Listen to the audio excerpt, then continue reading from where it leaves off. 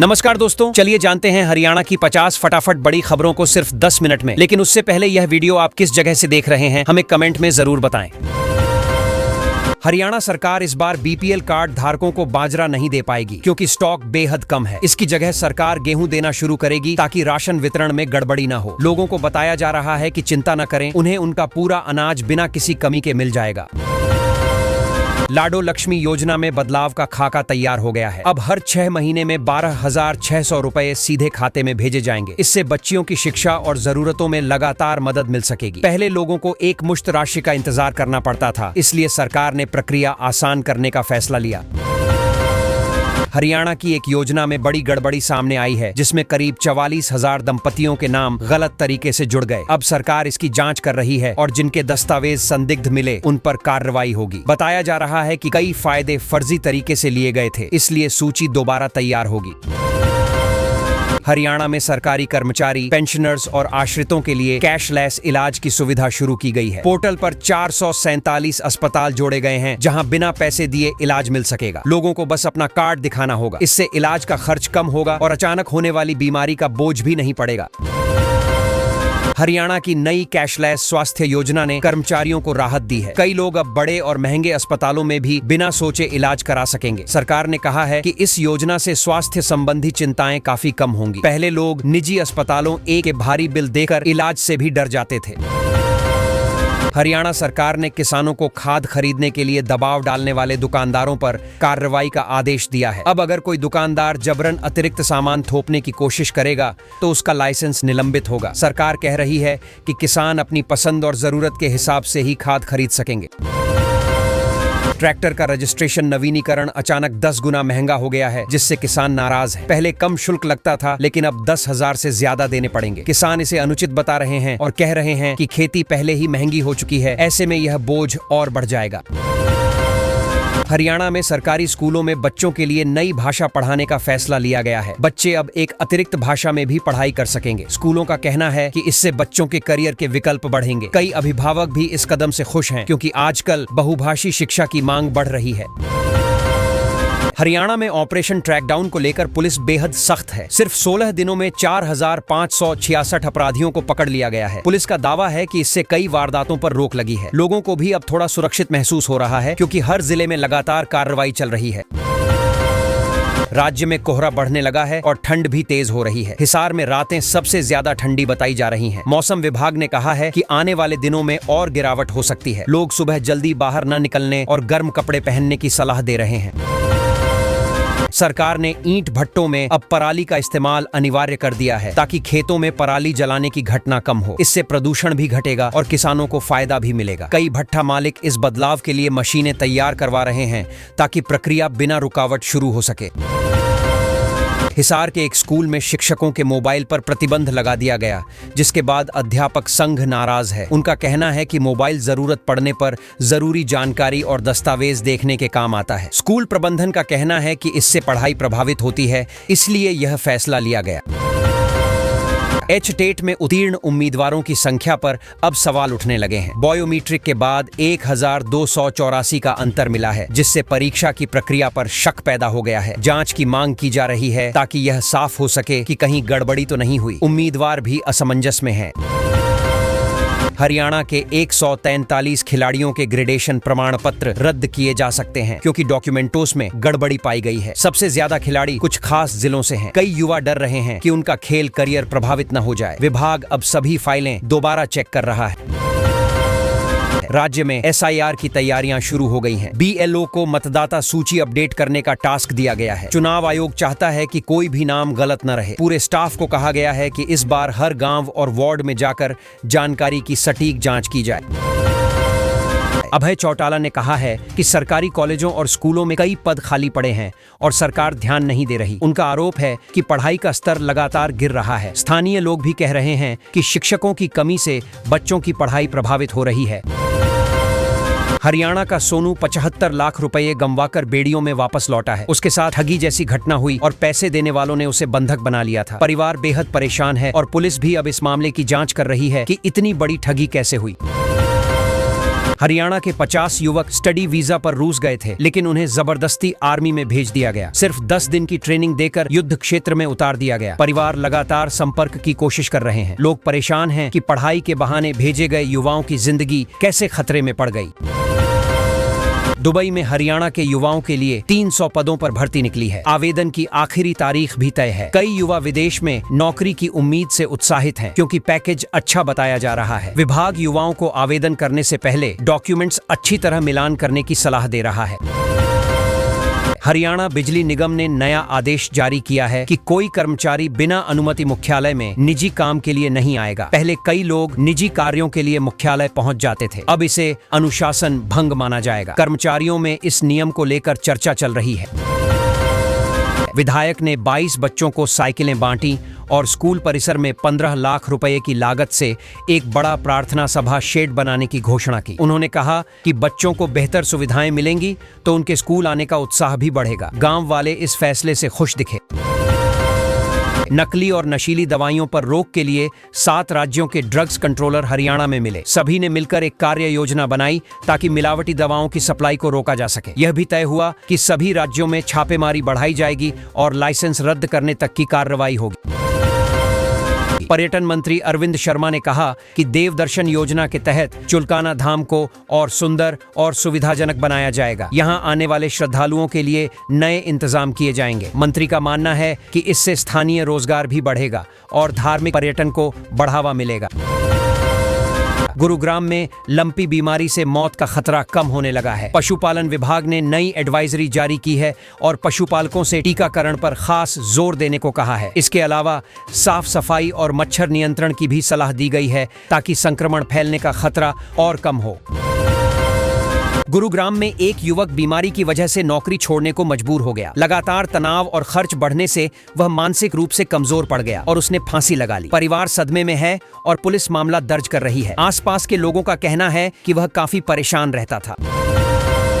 गुरुग्राम की हवा बेहद खराब हो चुकी है। AQI 295 के पार पहुंच गया है। लोग सांस लेने में दिक्कत की शिकायत कर रहे हैं। डॉक्टरों ने सुबह वॉक और बाहर रहने का समय कम करने की सलाह दी है। प्रशासन भी समय समय पर प्रदूषण नियंत्रण के कदम उठा रहा है। गुरुग्राम पुलिस ने 11 महीनों में 25,000 नशेड़ियों के चालान काटे हैं। शहर में नशे से जुड़े मामलों पर काफी कड़ी कार्रवाई हो रही है। पुलिस का कहना है कि सड़कों पर सुरक्षा बनाए रखने के लिए यह कदम जरूरी है। कई जगह जागरूकता अभियान भी चलाए जा रहे हैं। मिलेनियम सिटी में प्रदूषण कम होने का नाम नहीं ले रहा। लोगों का कहना है कि हर साल सर्दियों में यही हाल होता है, लेकिन इस बार स्तर और ऊपर चला गया है। कई स्कूल बच्चों को मास्क पहनने की सलाह दे रहे हैं। प्रशासन प्रदूषण स्रोतों की पहचान कर रहा है। ओवर स्पीडिंग पर कार्रवाई तेज कर दी गई है। सिर्फ एक दिन में 43 वाहन पकड़े गए और 86,000 रुपए का जुर्माना वसूला गया। पुलिस का कहना है कि गति सीमाओं का पालन न करने से हादसे 43 वाहन पकड़े गए और 86,000 रुपए का जुर्माना वसूला गया। पुलिस का कहना है कि गति सीमाओं का पालन न करने से हादसे बढ़ रहे हैं, इसलिए सख्त कार्रवाई जारी रहेगी ताकि सड़क सुरक्षा सुनिश्चित की जा सके। हरियाणा के चुनाव में 25 लाख वोटों की हेराफेरी का आरोप लगाया गया है। राव नरेंद्र कह रहे हैं कि यह बहुत बड़ा घोटाला है और 27 तारीख को नारनौल में बड़े पैमाने पर विरोध प्रदर्शन होगा। उनका दावा है कि कई वोट गलत तरीके से डिलीट और जोड़े गए थे। डिप्टी स्पीकर के बेटे की शादी में मुख्यमंत्री और पूर्व मुख्यमंत्री दोनों शामिल हुए। शादी काफी भव्य रही और कई बड़े नेता पहुंचे। स्थानीय लोग भी जगह जगह स्वागत में लगे रहे। कार्यक्रम के बाद काफी चर्चा रही कि राजनीतिक लोग निजी समारोहों में भी एकजुट दिखे। बहादुरगढ़ में निजी बस पलटने से 15 लोग घायल हो गए। बताया जा रहा है कि बस स्पीड में थी और ड्राइवर का संतुलन बिगड़ गया। घायलों को तुरंत अस्पताल पहुंचाया गया। घटना के बाद स्थानीय लोग इकट्ठा हो गए और प्रशासन से सड़क सुरक्षा बढ़ाने की मांग की। बहादुरगढ़ में AQI 300 से नीचे आया है, जिसके बाद GRAP नियमों में कुछ ढील दी गई। लोगों ने राहत की सांस ली, लेकिन विभाग ने कहा कि प्रदूषण फिर बढ़ सकता है, इसलिए सावधानी जरूरी है। कई उद्योगों को फिलहाल पुराने स्तर पर काम करने की अनुमति मिल गई है। 25 नवंबर को हरियाणा में सरकारी छुट्टी की घोषणा कर दी गई है। सरकार ने बताया कि यह दिन गुरु नानक देव जी के प्रकाश पर्व के सम्मान में रखा गया है। कई लोग इस दिन धार्मिक कार्यक्रमों में शामिल होते हैं, इसलिए छुट्टी देने का फैसला लिया गया है। कांग्रेस में अभी भी गुटबाजी खत्म नहीं हो रही। राव नरेंद्र के अध्यक्ष बनने के बाद भी पार्टी में कई समूह अलग अलग फैसले ले रहे हैं। कार्यकर्ता कह रहे हैं कि नेतृत्व स्पष्ट नहीं है, इसलिए विधानसभा चुनाव की तैयारी पर भी असर पड़ रहा है। पीएम मोदी के हरियाणा दौरे की तैयारियां शुरू हो गई हैं। उनका कुरुक्षेत्र दौरा धार्मिक और सांस्कृतिक दृष्टि से बेहद अहम बताया जा रहा है। वह कई परियोजनाओं का उद्घाटन करेंगे और एक बड़े कार्यक्रम को संबोधित करेंगे। आसपास के क्षेत्रों में सुरक्षा भी बढ़ा दी गई है। हरियाणा के सरकारी स्कूलों में बच्चों के मिड डे मील का मेन्यू बदल दिया गया है। अब बच्चों को खीर, पिन्नी और मिल्क केक जैसी चीजें भी खाने में दी जाएंगी। सरकार चाहती है कि बच्चों को बेहतर पोषण मिले और वो स्कूल में हेल्दी रहकर पढ़ सकें। इस बदलाव को लेकर अभिभावक भी खुश हैं। गुरुग्राम में महिलाओं के लिए जो मासिक सहायता वाली सरकारी योजना चल रही है, उसमें इस बार महिलाओं की दिलचस्पी काफी बढ़ी है। अब तक करीब 20,000 महिलाओं ने आवेदन कर दिया है। सरकार का मकसद है कि ज्यादा से ज्यादा जरूरतमंद महिलाओं को आर्थिक मदद मिले ताकि उन्हें परिवार चलाने में थोड़ी राहत मिल सके। हरियाणा में पिछले 16 दिनों से ऑपरेशन ट्रैकडाउन चल रहा था और पुलिस को इसकी बड़ी सफलता मिली है। पूरे राज्य से 4,566 अपराधियों को पकड़ लिया गया है। इससे पुलिस का आत्मविश्वास बढ़ा है और लोगों को भी यह महसूस हो रहा है कि अपराधियों पर सख्ती बढ़ रही है और कानून व्यवस्था सुधर रही है। अभियान की सफलता देखते हुए पुलिस ने इसे एक और हफ्ते के लिए बढ़ा दिया है। उनका मानना है कि अभी भी कई अपराधी ऐसे हैं जिन पर कार्रवाई बाकी है, इसलिए अब एक सप्ताह और लगातार छापेमारी और चेकिंग चलेगी ताकि अपराध पर और ज्यादा नियंत्रण किया जा सके। प्रशासन भी इस अभियान को सपोर्ट कर रहा है। हरियाणा सरकार ने 25 नवंबर को गुरु तेग बहादुर जी के 350वें शहादत दिवस के मौके पर प्रतिबंधित अवकाश घोषित किया है। इससे आम लोगों को इस ऐतिहासिक दिन को श्रद्धा के साथ मनाने का मौका मिलेगा। सरकारी कर्मचारी भी इस दिन छुट्टी का फायदा उठा सकेंगे और धार्मिक कार्यक्रमों में शामिल हो पाएंगे। फरीदाबाद के सीकरी इलाके में एक निर्माणाधीन 3 मंजिला इमारत अचानक गिर गई, जिससे आसपास के लोगों में भगदड़ मच गई। राहत और बचाव टीमें तुरंत मौके पर पहुंची और मलबा हटाने का काम शुरू हुआ। माना जा रहा है कि निर्माण के दौरान किसी तरह की लापरवाही या कमजोर ढांचा इस हादसे की वजह बना। दिल्ली ब्लास्ट मामले के कुछ तार फरीदाबाद से जुड़ने की आशंका के चलते पुलिस ने शहर में बड़े स्तर पर सर्च अभियान चलाया। मस्जिदों, होटलों और भीड़भाड़ वाले इलाकों में कड़ी चेकिंग की गई। यह सब एहतियातन किया गया ताकि किसी भी तरह का खतरा समय रहते रोका जा सके और सुरक्षा मजबूत रहे। पानीपत में प्रदूषण रोकने के लिए सीएम फ्लाइंग स्क्वाड ने बड़ी कार्रवाई की है। कई फैक्ट्रियां केमिकल मिला पानी खुले में छोड़ रही थीं, जिन पर छापा मारकर 27 लोगों पर केस दर्ज किया गया है। मौके से 12 टैंकर भी जब्त किए गए। यह कार्रवाई पर्यावरण को बचाने और अवैध गतिविधियों पर रोक लगाने के लिए की गई। कुरुक्षेत्र में होने वाले कार्यक्रम और पीएम मोदी के दौरे को लेकर मुख्यमंत्री नायब सिंह सैनी ने तैयारियों का जायजा लिया। उन्होंने अधिकारियों और प्रशासन से यह सुनिश्चित करने को कहा कि कोई कमी न रह जाए। सुरक्षा, यातायात और आयोजन से जुड़ी सभी व्यवस्थाओं पर खास ध्यान दिया जा रहा है। गुरुग्राम क्राइम ब्रांच ने काफी दिनों से फरार चल रहे कुख्यात अपराधी मनीष उर्फ गोगा को पकड़ लिया है। द्वारका एक्सप्रेसवे के पास उसे गिरफ्तार किया गया। उसके खिलाफ 20 से ज्यादा केस चल रहे थे। उसकी गिरफ्तारी से पुलिस को बड़ी राहत मिली है और इलाके में भी सुरक्षा का भरोसा बढ़ा है। भारत के मुख्य न्यायाधीश ने जस्टिस सूर्यकांत को अपना उत्तराधिकारी बनाने की सिफारिश की है। वे हरियाणा से हैं, इसलिए राज्य में भी इस खबर से खुशी का माहौल है। यह हरियाणा के लिए गर्व की बात है कि देश का अगला सीजेआई उसी राज्य से होगा। लोग इसे न्यायपालिका के लिए भी सकारात्मक संकेत मान रहे हैं। गुरुग्राम में हुए एक चेन स्नैचिंग मामले में पुलिस ने 2 आरोपियों को पकड़ लिया है। सेक्टर 45 में हुई इस वारदात के बाद इलाके में एक डर का माहौल था, लेकिन पुलिस की त्वरित कार्रवाई से लोगों को राहत मिली। दोनों आरोपियों के खिलाफ पहले भी ऐसे मामलों में कार्रवाई हो चुकी है।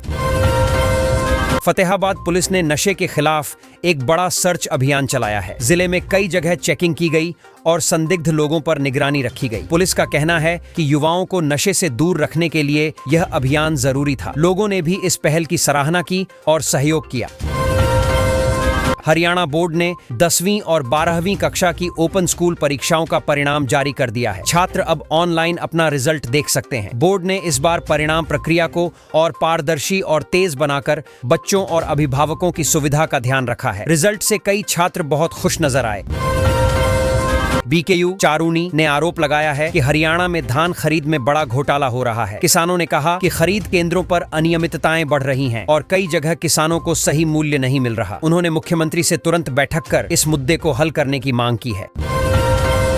जींद के सरकारी स्कूलों में 26 नवंबर को संविधान दिवस के मौके पर पेंटिंग प्रतियोगिता आयोजित की जाएगी। बच्चे मौके पर ही अपनी पेंटिंग बनाएंगे। इस प्रतियोगिता का उद्देश्य बच्चों में संविधान के प्रति जागरूकता बढ़ाना और उनकी रचनात्मकता को बढ़ावा देना है। रक्षा मंत्री राजनाथ सिंह 24 नवंबर को कुरुक्षेत्र